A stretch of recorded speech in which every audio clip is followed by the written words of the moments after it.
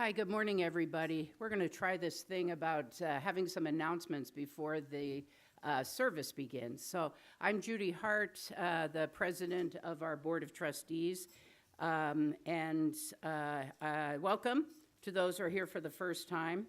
I hope that you'll join us for coffee and conversation in the gallery following the service. There's a couple of things this week that we think it's important that we remind you of. So this is one more way to remind you of. They're scrolling on the screen up here, and here's the vocal part of it. So the bylaws charge the Board of Trustees to conduct a self-evaluation every 3 years. Could you please help us by completing the survey before Wednesday, March 15th? You can find the link online. The survey was in last Friday's e-blast, or I'll be in the gallery after the service with paper copies. And if you have any questions, I'll be there to answer them. Second announcement, this afternoon we're hosting a Way Station concert at 2 p.m. right here in the sanctuary. Our musicians this morning will be doing a concert. They're called 4 Shillings Short.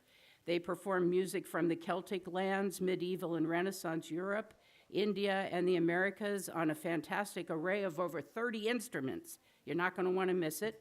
The cover charge is $15 with discounts for students. Children 12 and under are free. And then our third announcement is join us for an evening of music and poetry at the third Thursday service. That's on Thursday, March 16th at 7 o'clock.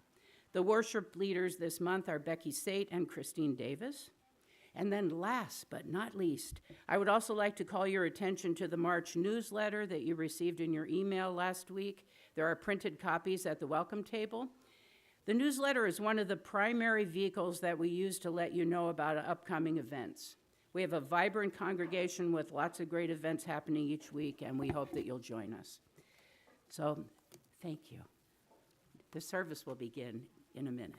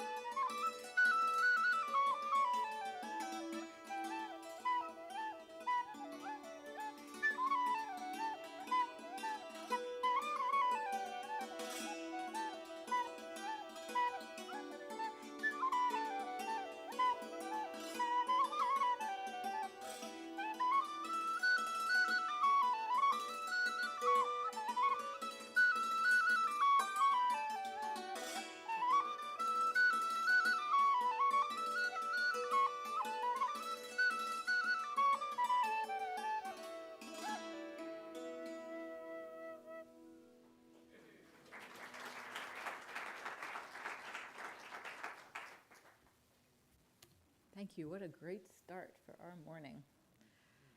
Our chalice lighting words today are by Frances Ellen Watkins Harper.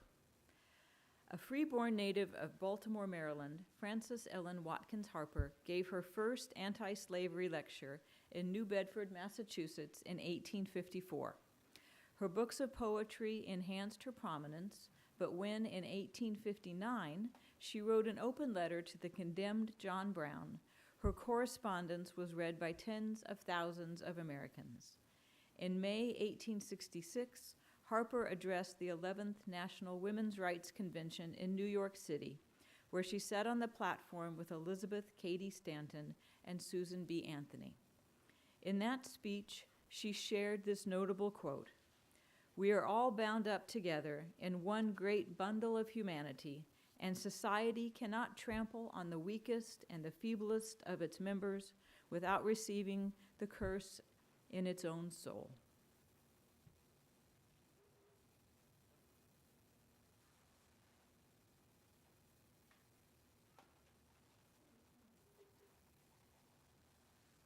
Good morning. Let's do that again. Good morning. Good morning. Yay, that's my favorite part. Welcome to the Unitarian Church of Lincoln. My name is Kathy Disney, and I am a worship associate of this church. Our settled minister, the Reverend Oscar Sinclair, is on sabbatical and away from the pulpit until mid-June. I am joined on the chancel virtually this morning by Kiana Dene Perkins. Kiana will be delivering the sermon. Kiana Dene Perkins is a student at Starr King School for the Ministry. She is currently an intern for the Southern Oregon Partnership. She aspires to center the tenets of the Unitarian Universalist faith in the fight for collective liberation. She lives in Ann Arbor, Michigan with her 2 teenagers and loves to be outside in nature. Over the past few years, the way that we have met has often changed. But whether in person, on Zoom, or on a YouTube live stream, or in some way of being that we cannot even yet imagine, which probably will be in 2 weeks from now, worshiping together is a chance to deepen our connection with the sources of meaning in our lives and to proclaim who we are and what we are about, throwing open the doors of our congregation and proclaiming the radical love and welcome that is at the heart of our faith. The Unitarian Church of Lincoln aspires to be a loving community uniting reason with spiritual exploration to transform ourselves and the world. We have a big vision here, and we know that creating a loving community begins with welcome. So whether this is your first time or your 500th, if you came here hopeful or heartbroken, whatever your age, gender, skin color, whomever you love, you are welcome here. As we enter into worship, take a moment to center yourself in this space. Find a comfortable place with your body. Take a few deep breaths. And let us continue with singing together hymn number 298 in the gray hymnal, "Wake Now My Senses." Please rise in body or in spirit.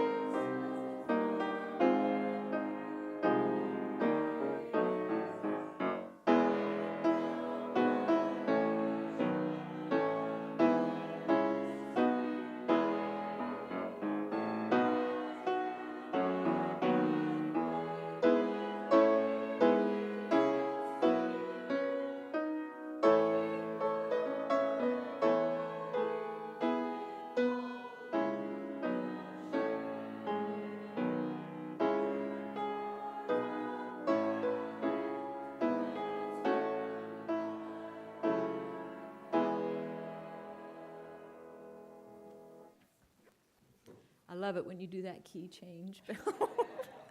For anyone young or young at heart would like to come forward, our time for all ages this morning is going to be a really awesome video.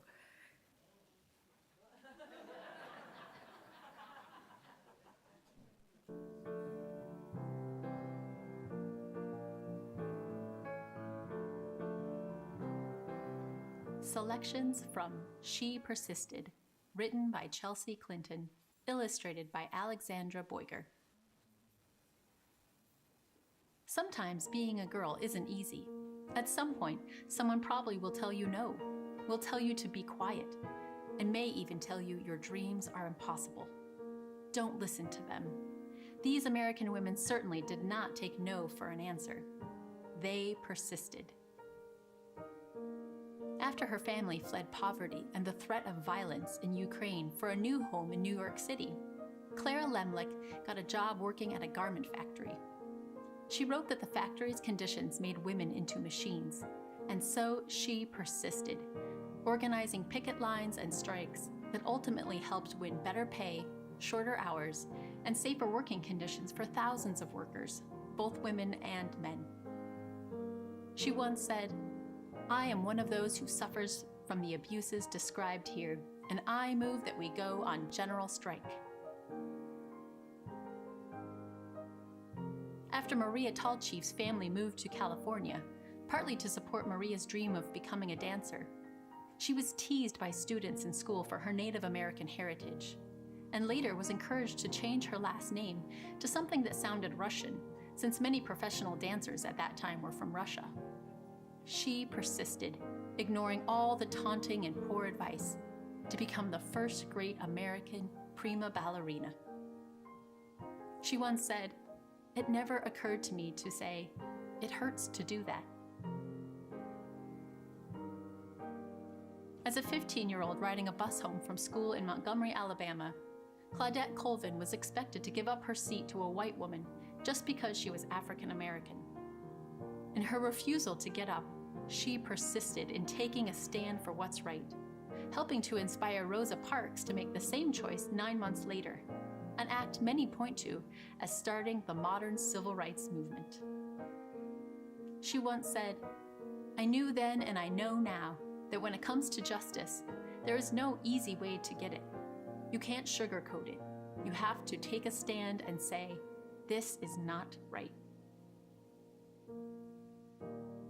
Sally Ride always believed women could succeed in any math or science career. Although not everyone agreed, she persisted, and she became the first American woman in space. But that wasn't enough for Sally. She traveled into space once more and then created science and engineering programs, specifically for girls so she could help generations of young women achieve their dreams too, both on Earth and in outer space. She once said, "Young girls need to see role models in whatever careers they may choose, just so they can picture themselves doing those jobs someday. You can't be what you can't see." Watching fictional judges on television inspired Sonia Sotomayor to want to be a real-life judge when she grew up. She knew she'd have to speak English as well as she spoke Spanish, study hard in school, and manage her diabetes before she could one day wear a judge's robe with a gavel in hand. She persisted, eventually becoming a Supreme Court justice and the first ever Latina to sit on America's highest court. She once said, "I have never had to face anything that could overwhelm the native optimism and stubborn perseverance I was blessed with." So, if anyone ever tells you no, if anyone ever says your voice isn't important or your dreams are too big, remember these women and more. They persisted, and so should you. The end.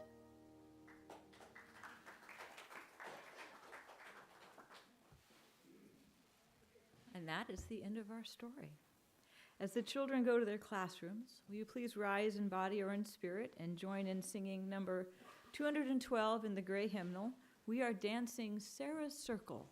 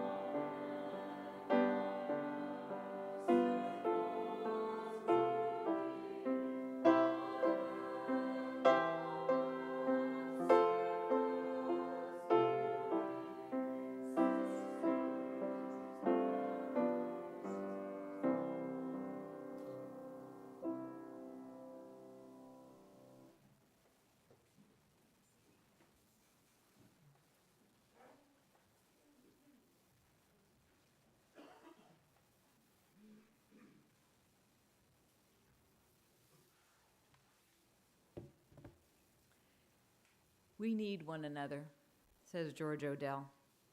When we would accomplish some great purpose and cannot do it alone. We need one another when we are in despair, in temptation, and need to be recalled to our best selves again. We need one another when we are in trouble and afraid, when we mourn and would be comforted. We need one another in the hour of success, when we look for someone to share our triumphs.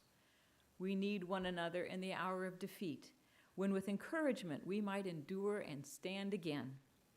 All our lives we are in need, and others are in need of us. A central part of our service is the time we join together as a community to mark the moments of our lives. We share with one another our joys, our sorrows, the events that mark the journeys of our lives. Our joys are shared and magnified. We are comforted in our sorrows. At this time, I invite you to speak into this shared space or type into the chat your name or the name of another you wish to be remembered in sorrow. I will repeat the names spoken aloud here for those in the live stream, and I will read from the chat the names that are written there. There is some significant delay between the live stream and the live us. So if I ground back to something, I hope you will understand. Please share a name you might be remembering in sorrow. Lee and Penny Jensen.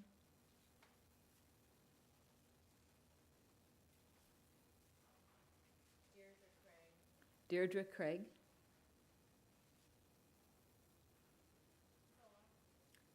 Perla? Perla.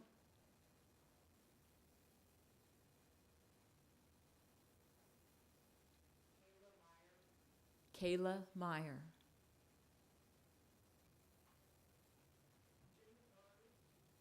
Julie, Jimmy, Carter.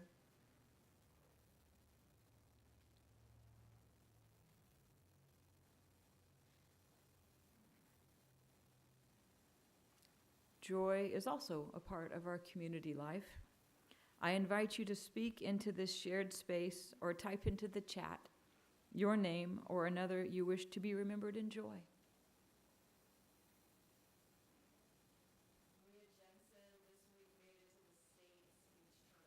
Mia Jensen this week made it to the state speech tournament.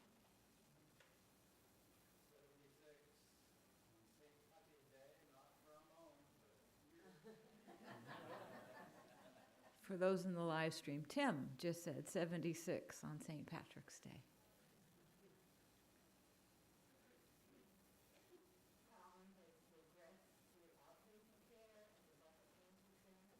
Colin has progressed to outpatient care at the Cancer Center.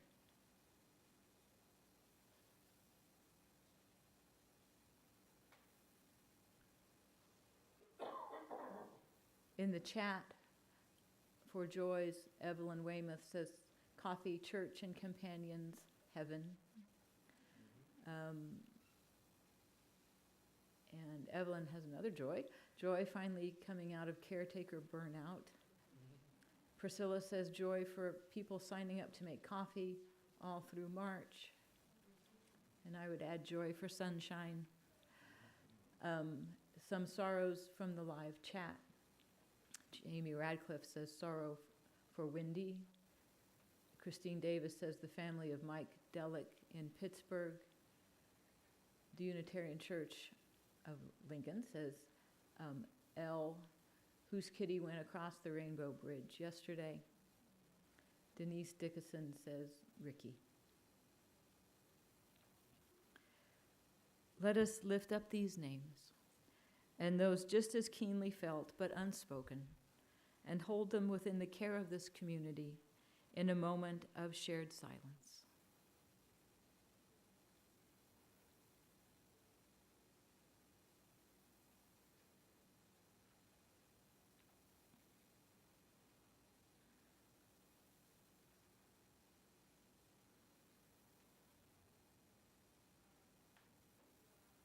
Thank you for your presence.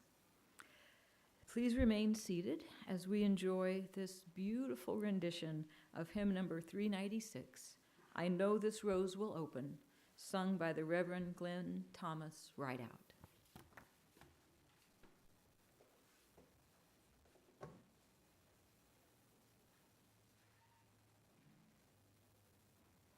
I know this rose will open. I know my fear will burn away. I know my soul will unfurl its wings. I know this rose will open. I know, I know, I know, I know, I know, I know, I know, I know, I know, I know, I know, I know, I know, I know, I know, I know, I know, I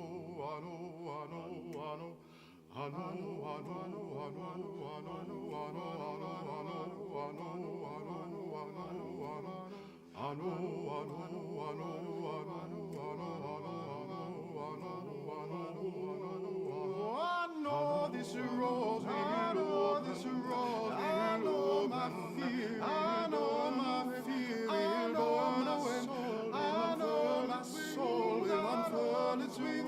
I know this rose, I know this rose, I know this rose, I know my fear, I know my fear, I know my soul will unfurl its wings. I know this rose, I know this rose, I know this rose, I know this rose, I know my fear, I know my fear, I know my soul, I know my soul will unfurl its wings. I know this rose, I know this rose, I know this rose, I know my fear, I know my fear, I know my soul will unfurl its wings.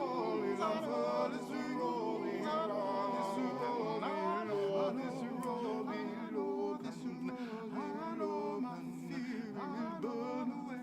I know my soul will unfurl its wings. Unfurl its wings. I know this rose, I know this rose, I know my fear will burn away. I know my soul will unfurl its wings. Unfurl its wings. I know this rose, I open his road, open, open, fear will open, open, soul will unfurl its wings. I know this rose will open.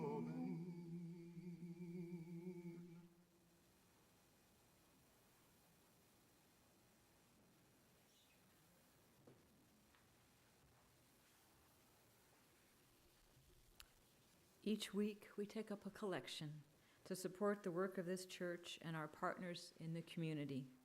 We do this because just as we all grow from our participation in this community, we all give back through our time, our talent, and our treasure. As the next piece of music is played, will the ushers please come forward? You may also text your offering to UC Lincoln and the amount to 73256. That's UC Lincoln and the amount to 73256. The offering will now be gratefully received.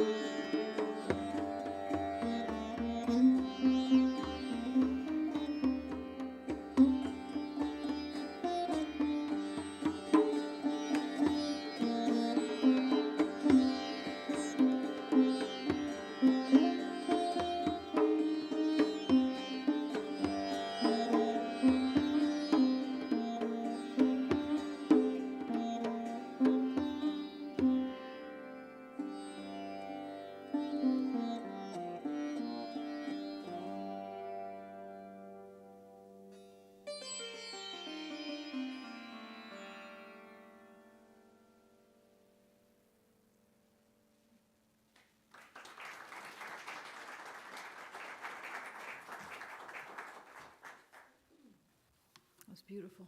Thank you. Our reading today is by the Reverend Leslie Takahashi. We will experience this as a communal reading. I will read a line, and then we will all say together, "We are connected." Be aware of your own breathing as we breathe and speak together.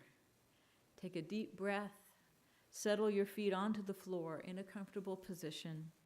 Breathe in the love of our community. We are connected by Reverend Leslie Takahashi.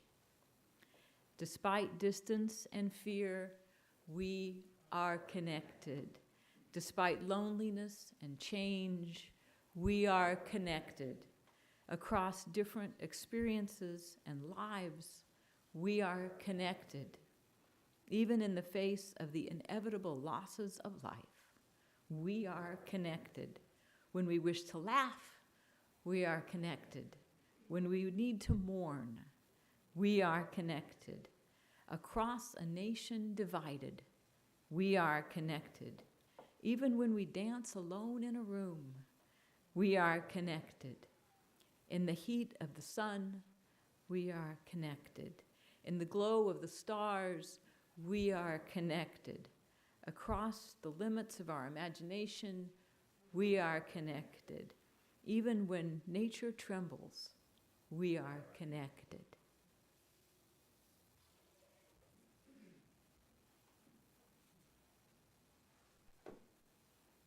Good morning. My name is Kiana Danae Perkins. I'm a UU ministerial aspirant. This is our second offering in our series, Manifesting Liberation. This month, we will be exploring the intersection of UU and women identity. Manifesting Liberation, Women's History Month. This is our challenge. We breathe life into this living tradition. First, before I begin, I need to call my comrades, elders, and ancestors into this space, making it holy, making it a temporary home. I know my UU history. The faith that we now call Unitarian Universalism came to North America in 1629. As the story goes, Higginson and Skellington arrived in Salem, stepped off the boat, and proclaimed they were here to serve the spiritual needs of settlers. Soon after, the Covenant of 1629 was written. Since that time, some form of Unitarian or Universalism has been in place with a humble existence on the edges of American religious freedom movement. Given that both Unitarians and Universalists moved at the speed of a very slow Puritan cultural drum, the way that both UU groups allowed the participation of women was ahead of its time. The history of women in ministry in Unitarian and Universalism starts as early as 1694 with leaders like Jan Led and Mary Wollstonecraft. Both, in their own way, insisted that women be given equal footing in society. I know my own history within UU. I was introduced to Unitarian Universalism in the summer of 2000 when I stumbled upon a youth leadership job at First Universalist Church of Minneapolis. Fast forward to 2023. I have been in seminary for 2 years, and in that time I have deepened my faith and my association within our denomination. I know we are a liberal faith, but the truth is no amount of liberal identity makes us immune to the influence of the larger culture, which is entrenched in patriarchy. So this is the intersection I find myself as a woman, as a Black woman, and as a Black woman of faith, seeking to understand the history of women in Unitarian Universalism and understand myself as a woman in ministry, wondering how best to address the subtle but real layers of patriarchy that are embedded within our liberal faith. In writing this sermon, I realized that those who have come before me, my ancestors, and those who are now leading, my elders and comrades, use their dynamic ministry as a direct rebuttal to push back against some very tired narratives. explore some of those narratives. Tired narrative number 1. Women in ministry should be centered on all things domestic. We breathe life into this living tradition, one of our many responses, the Iowa Sisterhood. At the end of the 19th century, a group of extraordinary white women claimed their role as ordained ministers. In 1875, led by Mary Safford and Elizabeth Gordon, 21 white Unitarian women founded the Iowa Sisterhood to serve the churches throughout the Great Plains. The Plains were a place where women were allowed ministerial authority due to their willingness to step in and serve, and for their tenacity in the face of hardship, which in effect was the legacy of their ministry. The Iowa Sisterhood sought to make their churches extensions of the domestic hearth, expanding the traditional role of women beyond the home and into the church, bringing social events and classes on domestic arts into the week, moving the church past Sunday service. In my research, I learned that the women of the Iowa Sisterhood were seen as an embarrassment among the clergy back in Boston. By the turn of the 20th century, society in general experienced a reassertion of male authority, and the sisterhood aged but did not expand. Overall, it was not a large movement, nor was it long-lasting. However, in its place and in its time, the Iowa Sisterhood was a shining vision of women called to minister. Tired narrative number 2. Women's ministry should be centered on children. We breathe life into this living tradition, one of our many responses. As a collective, women in ministry decided that if we are regulated to childcare and education, it will be the best faith formation and spiritual education any community can offer. Our UU Religious Education Program equips caregivers with tools to raise children that are kind, respectful, fair-minded, caring, strong enough to side with love and fight for justice. LREDA, which stands for Liberal Religious Education Association, is dedicated to creating a world guided by love, justice, and equity through their mission. And LREDA also hosts our Religious Education Credentialing Program, which serves to promote professional engagement, standards, mentoring, accountability, and recognition. We also have a comprehensive sexual health program called Our Whole Lives, or OWL, which is a cornerstone in UU faith formation. The OWL program dismantles stereotypes and assumptions, builds self-acceptance and self-esteem, fosters healthy relationships, and improves decision-making. The creation of these programs, systems, and systems of accountability elevates the expectations of faith formation and spiritual education to the highest form of ministry. Tired narrative number 3. Women in ministry should meet European beauty standards and Puritan ideas of femininity. They should present in ways that center the white male gaze, comfort, and desire. Further, you can't hold a complex identity. Otherness or variation is outside of the white male comfort zone. How you present and align with the white male definition of normal is more important than your spiritual acumen, presence, or power. We are the chalice. One of our many responses is Blue Lipstick Saturdays at General Assembly. This story is a paraphrase and a reshare from Reverend Elizabeth Mount from their Facebook archives. They also note the contributions of Reverend Casey Slack and Reverend Nanan Soto, as well as many others. The story goes like this. Dear friends, once upon a time, Someone told a seminarian that they could not wear blue lipstick and glitter because it wasn't very mature. They said it wasn't a professional color, that glitter wasn't something ministers should be wearing to work. The answer: first, we created a band name, Seminarian Glamour Overload. Next, we created an annual action that says, our bodies, starting with our blue glitter lips, are an act of queer solidarity and a rejection of your respectability politics. We are unapologetically a part of this faith. The seminarian glamour overload, it started with an experience of a seminarian. However, make no mistake, people feel very comfortable and confident in telling women in faith roles what is professional, commenting on their dress, their hair, their nails, their body shape, their clothing. There seems to be no filter on what people feel entitled to say to women about their bodies. I have heard some of these comments myself as a large body Black woman with locked hair. Tired narrative number 4.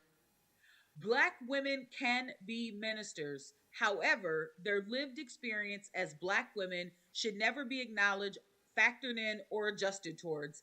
It is a point of public diversity, but privately, it will be an invisible truth.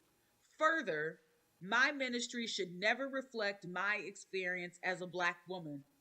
In fact, my proximity to white comfort is more important than my spiritual acumen, presence, or power. We are the chalice, one of our many responses. Frances Ellen Watkins Harper. Frances Ellen Watkins Harper was born in 1825 in Maryland when slavery was still legal. Born to free parents, she was never a slave, but by age 3, she was an orphan living with relatives in Baltimore. While living and working with a Quaker family, she was given access to their bookstore. By the age of 20, she had written enough poems and essays to publish a small book.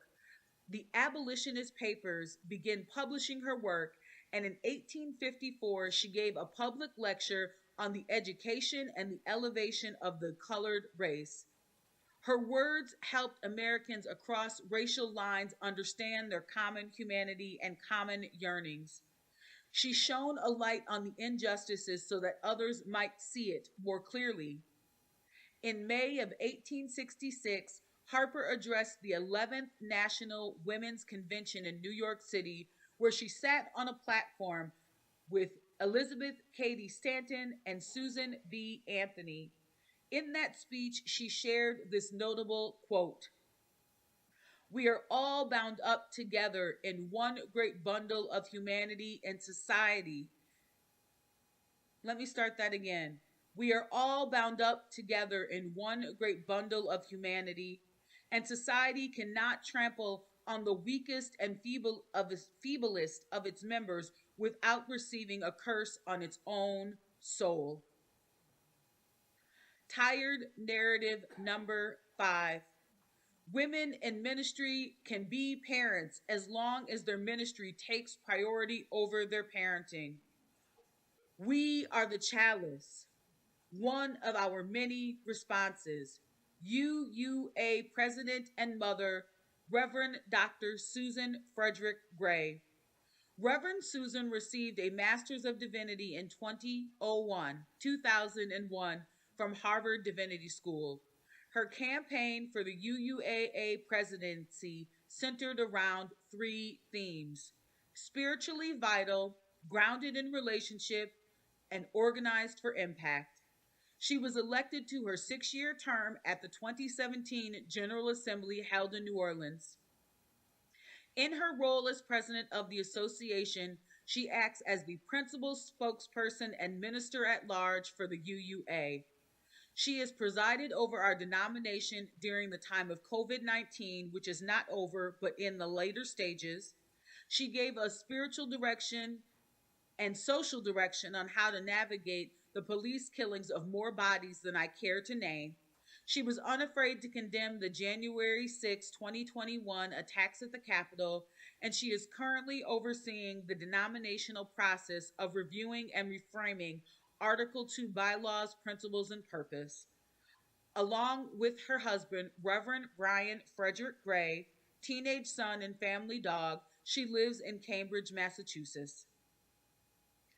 I realize that those who have come before me, my ancestors, and those who are leading now, my elders and comrades, trampled over these tired narratives with their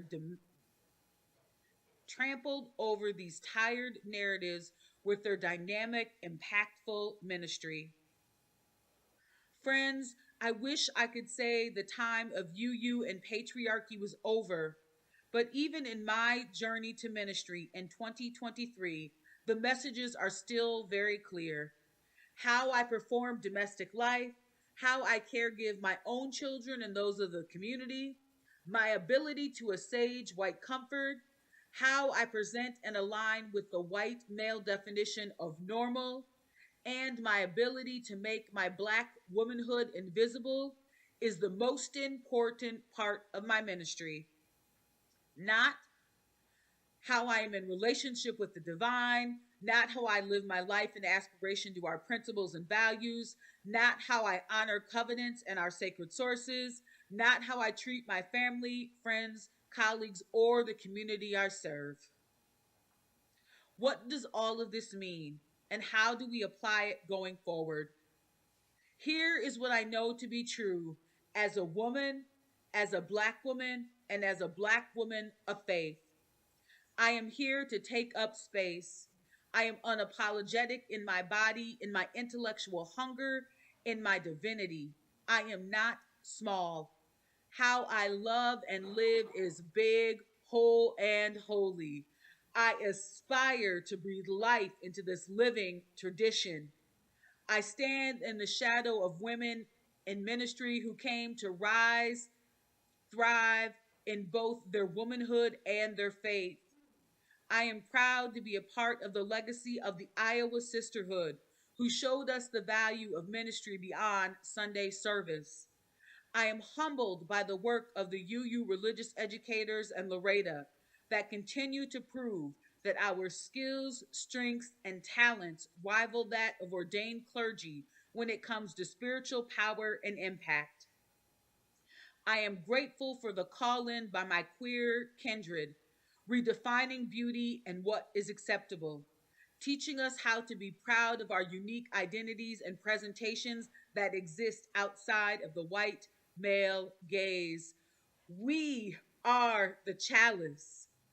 I am on the side of love. I am moving in alignment with women and femmes who are dedicated to disrupting systems of power.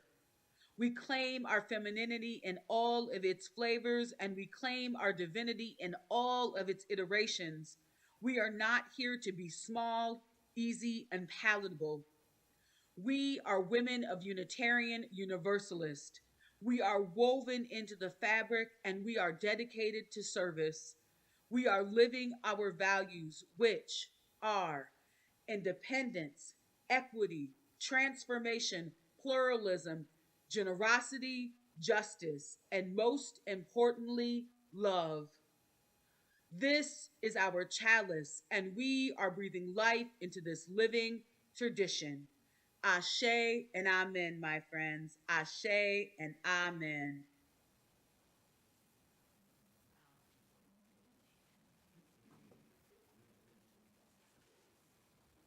Amen. Indeed. Now, please stand in body or spirit and let us sing together 170 in the gray hymnal, "We Are a Gentle, Angry People."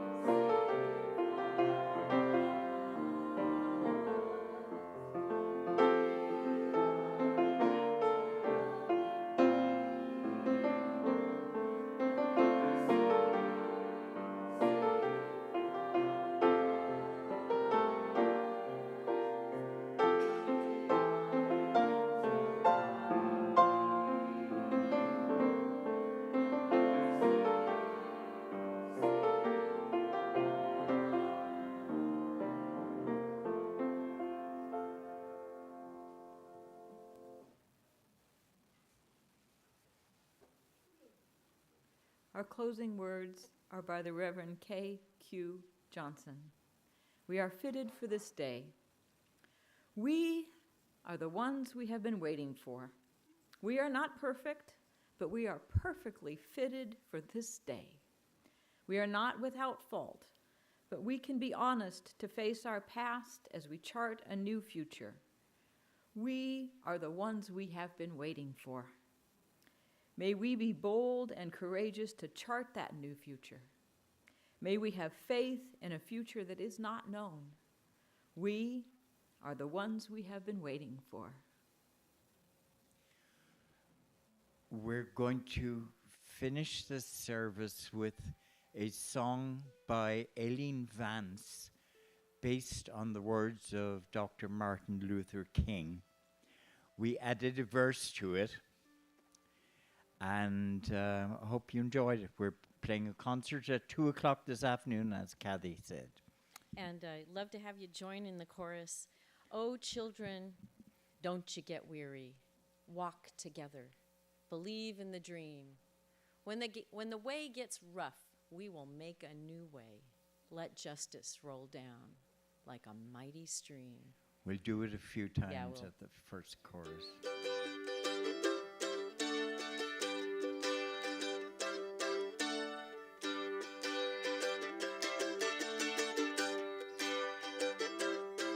There is no freedom, the wise men said. Let justice roll down, roll down. When the poor cry out for shelter and bread, let justice roll down like a mighty stream. Oh, children, don't you get weary. Walk together, believe in the dream. When the way gets rough, we will make a new way. Let justice roll down like a mighty stream. Want to try that? Here we go. Oh, children, don't you get weary. Walk together, believe in the dream. When the way gets rough, we will make a new way. Let justice roll down like a mighty stream. One more time. Oh, children, don't you get weary. Walk together, believe in the dream. When the way gets rough, we will make a new way. Let justice roll down like a mighty stream. Hatred will never drive out hate. Let love roll down, roll down. Remember, our hearts will make us great. Let love roll down like a mighty stream. Oh, children, don't you get weary. Walk together, believe in the dream. When the way gets rough, we will make a new way. Let love roll down like a mighty stream. When brutality threatens our daughters and sons, let peace roll down, roll down. May our voices ring out above the guns. Let peace roll down like a mighty stream. Oh, children, don't you get weary. Walk together, believe in the dream. When the way gets rough, we will make a new way. Let peace roll down like a mighty stream. When fists rise up to strike a blow, let love roll down, roll down. May the poets remind us of what we know. Let songs roll down like a mighty stream. Oh, children, don't you get weary. Walk together, believe in the dream. When the way gets rough, we will make a new way. Let songs roll down like a mighty stream. When two men or women declare I do, let justice roll down, roll down. When the government says we agree with you, let love roll down like a mighty stream. Oh, children, don't you get weary. Walk together, believe in the dream. When the way gets rough, we will make a new way. Let love roll down like a mighty stream. Let justice roll down, roll down. Let peace roll down, roll down. Let love roll down, roll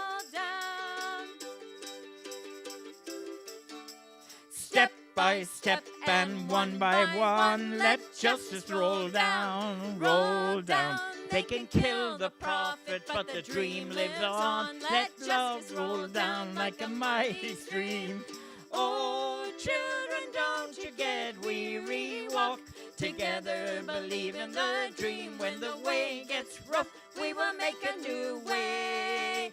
Let justice roll down like a mighty stream. Let justice Let roll justice down, roll down, roll Let down. love Let roll love down, roll down, roll Let down. peace Let roll down, peace roll down, roll Let down. songs Let roll songs down, roll down, roll down, roll Let down. justice Let roll justice down, roll down, down. Let Let justice roll down like a mighty